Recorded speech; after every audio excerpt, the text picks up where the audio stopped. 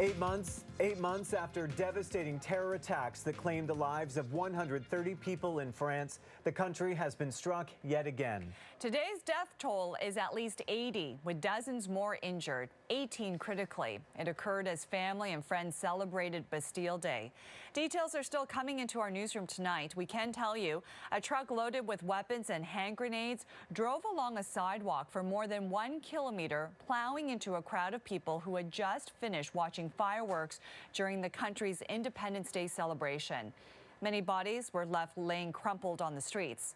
French prosecutors are investigating this as a terrorist attack.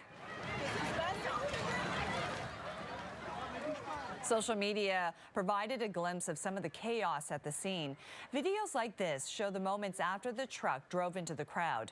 Frightened people were running from the scene, trying to scramble to safety. An eyewitness has told the Associated Press that after the truck drove into the crowd, the driver emerged from that vehicle with the gun and began to open fire.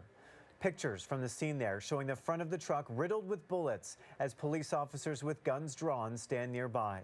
French authorities say the driver was shot and killed by police at the scene. There's no word if any other suspects are believed to be involved in the attack. And as the news of this spreads around the world, people in Nice began to panic and run through the streets here. Officials immediately urging the public to seek shelter and stay off the streets tonight. French President Francois Hollande says the state of emergency that was due to end on July 26 will be extended 3 more months. France is afflicted par cette nouvelle tragédie. This new tragedy. Elle est horrifiée. It is horrified by what happened. Cette monstruosité qui consiste these monstrous acts of using a truck pour tuer, to kill, deliberately kill des dizaines de personnes, tens and dozens of people who were simply coming to celebrate July 14th.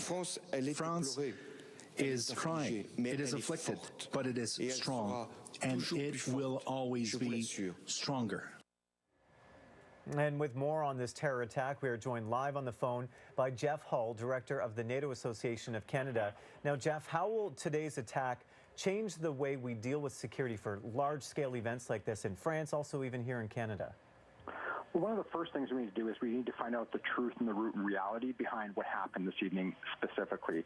Was this person a lone wolf? Was it a sympathizer? Was this a more organized event?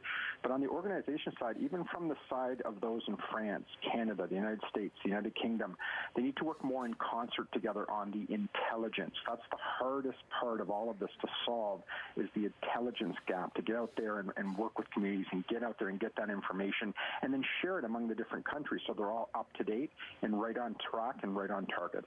What is the biggest hurdle in terms of trying to figure out the intelligence component of this in terms of dealing with terrorist attacks? Well, one of the challenges you have at first blush when these things happen as well is you don't know, was this an organized event?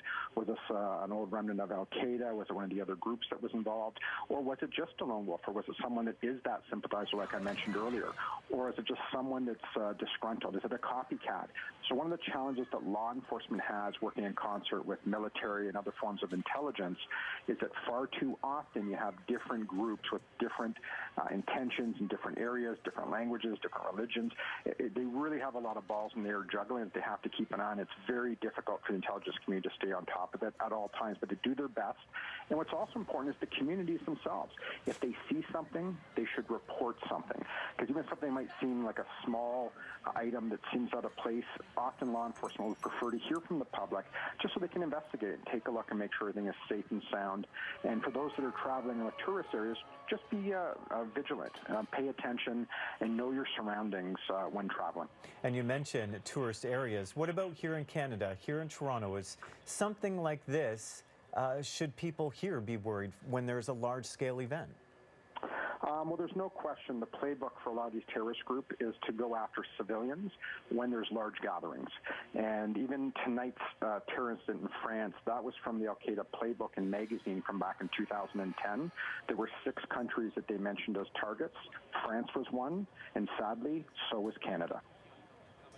And so as Canadians, what should we be doing, or what should we, we obviously don't want to live in fear, but at the same time, this is probably weighing on the minds of many people. Well, the good thing is we have great law enforcement here in Canada. The intelligence community is good. Canada is not at the top of the target list. We're very open. We're a very peaceful society, so we don't tend to be at the top of any of those lists. France has many challenges due to their populace and a lot of those that haven't integrated into the population. So there's a lot of disgruntled people, unfortunately, in that country, and all it takes is one or two to get very disgruntled. As far as Canadians, go about their normal lives, but just be, like I said, vigilant. If you see something that seems really out of place, it's always best just to report it. Law enforcement would appreciate it. They'd rather be safe than sorry. But all Canadians of all walks of life can just pay attention, especially for those in communities that may have some challenges. Again, inform law enforcement if there's something that just doesn't seem quite right. They'd appreciate it, and they can always follow it up. Likely it may be nothing, but it always could be something. All right, that is Jeff Hull, the NATO Association of Canada's director. We appreciate you speaking with us tonight, Jeff. Thank you. My pleasure.